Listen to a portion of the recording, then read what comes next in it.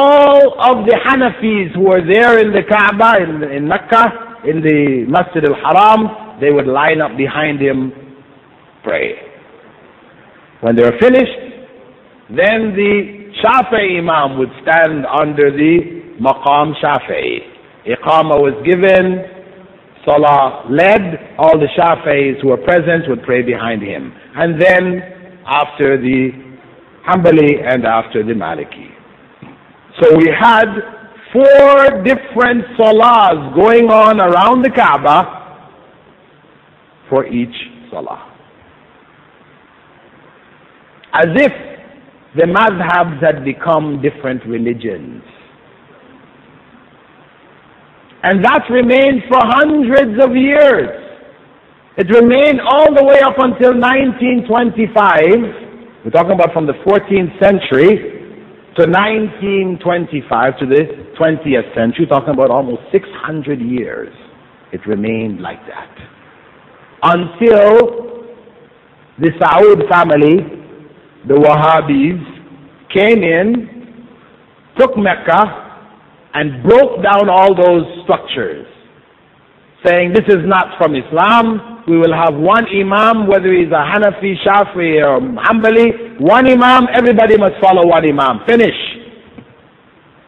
Of course, when they broke down the structures, the Muslim world screamed, what are these heretics doing? They're destroying the artifacts of the Kaaba. They didn't know that people had added these things and that they had nothing to do with Islam at all. In time, more and more people going to make Hajj, people started to get used to it. Eventually, the idea of praying behind one Imam, doesn't matter what his madhab is, spread. But for hundreds of years, there were 4 different salahs. Was that something pleasing to Allah? Is that what Islam calls to? Is what people say is a hadith from Rasulullah sallallahu alaihi wasallam, ikhtilaf ummati rahmah. The divisions or the differences amongst my ummah is a mercy. No, it is not a mercy at all. It is a curse.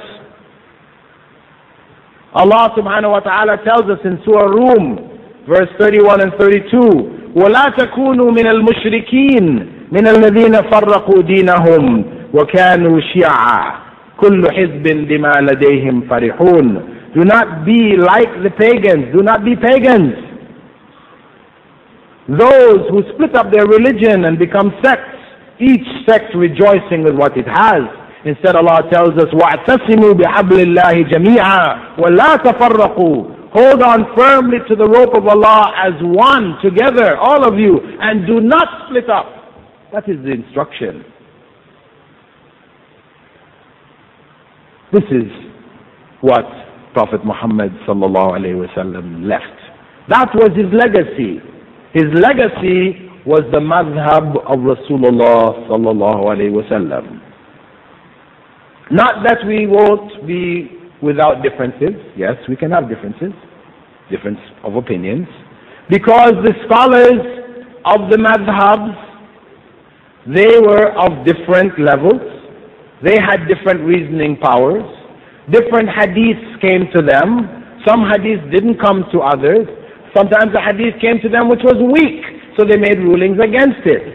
So all of these factors existed. The Imams who came after them, the Imams of hadith, Imam Bukhari, student of Ahmad ibn Hanbal, he who gathered the hadith, the authentic hadiths, whose book we agree from that time till today to be the most authentic book after the Quran, Sahih al-Bukhari. Imam Bukhari, if you asked him, what is your madhab? What was your madhab? Is he going to say, I was a Hanbali? No. I was a Shafi'i? No.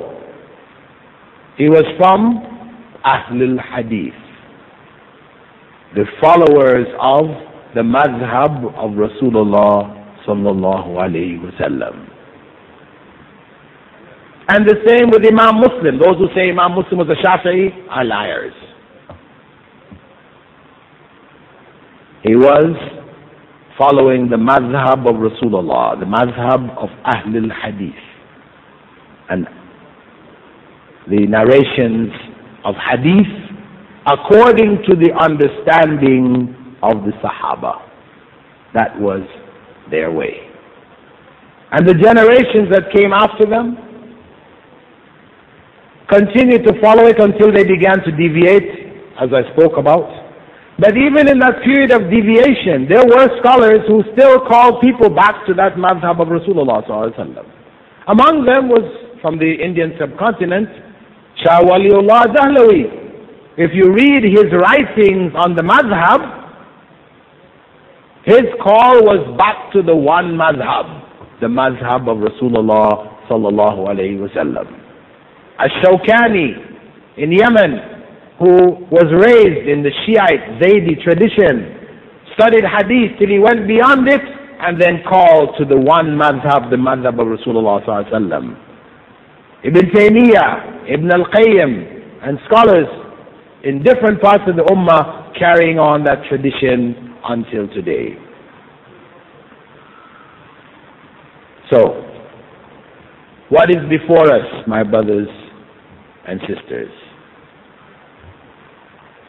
We know we are supposed to follow the Quran and the Sunnah according to the understanding of the Sahaba. And I add that, I always add that. According to the understanding of the Sahaba. And why do I add that? Because, remember what happened with Abdullah ibn Mas'ud when he went to the masjid?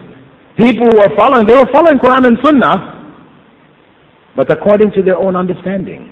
The Khawarij, who split off, they were following Quran and Sunnah. They were quoting Quran, they were quoting Sunnah, but according to their own interpretation, so they deviated. So, we understand we must follow the Quran and Sunnah as it was understood by the Sahaba. Okay, today what do? We as individuals, can we go back to the Quran and the Sunnah and the understanding of the Sahaba? Can we as individuals pick up the texts which contain this information, read it, grasp it, understand it, implement it? The average Muslim cannot. That's reality. The average Muslim has to be a muqallid, a follower. He has to follow because he has no knowledge. So what does he do? He must make taqleed. But how is that taqleed to be? Is it without ijtihad? No, it says ijtihad is only for the scholars. No! Even the common man must make ijtihad. This is something unanimous amongst the scholars. That yes, the common man must be a muqallid, but he has an area of ijtihad that he must make. What is his area of ijtihad? Which sheikh, scholar, he is going to make taqleed of. That's his ijtihad. He has to choose amongst the scholars that are out there. He has to choose one of them to follow. One or another. So, what does he do? He sits under some scholars, he listens to what they're saying, he tries to learn under them, and he observes them, he asks them questions, he tries to get understanding, etc. If he finds, for example, that when a question is asked of the scholar and he says, it is this, it is that, it is the other. And when he is asked, well, what is the evidence for that? He said, how dare you ask me for evidence? You are an ignoramus. You don't understand usul al-fiqh, the science of hadith, usul al-tafsir, etc., etc., nahu al-balagha, Arabic language. How dare you ask me for the evidence? It is enough for me to tell you and you just take it. If you find a scholar like that, run as far away from him as you can. That is the scholar you don't need to follow. You find a scholar who, when he is asked questions, he tells you. He explains what he can to the degree that you're able to understand it. He brings the evidence, he quotes some hadith, he quotes some Quran,